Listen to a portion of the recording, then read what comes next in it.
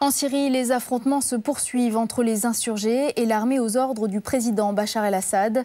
Dans la région d'Homs, de violents combats opposent déserteurs et soldats réguliers. Homs, capitale de l'insurrection depuis 9 mois, une ville martyre dans laquelle a pu pénétrer notre envoyé spécial Karim Baïla.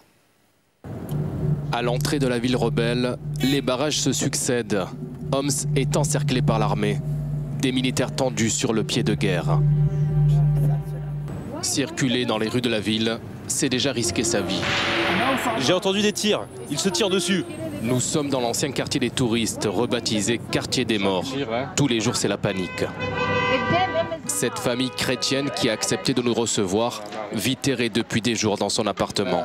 J'ai eu un mal fou à rentrer du travail, ça tire partout. La maman rassure les enfants, angoissés depuis le début des combats.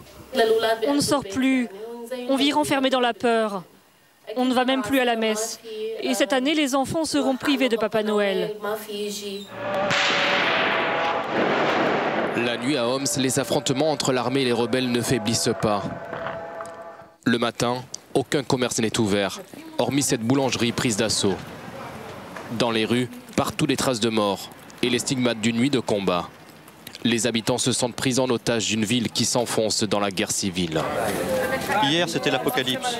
Regardez nos maisons, on nous a bombardés toute la nuit. Tous nos meubles sont détruits. À l'hôpital, on prie devant les nombreux cadavres qui s'entassent partout. Dans les couloirs, dans les chambres, à même le sol.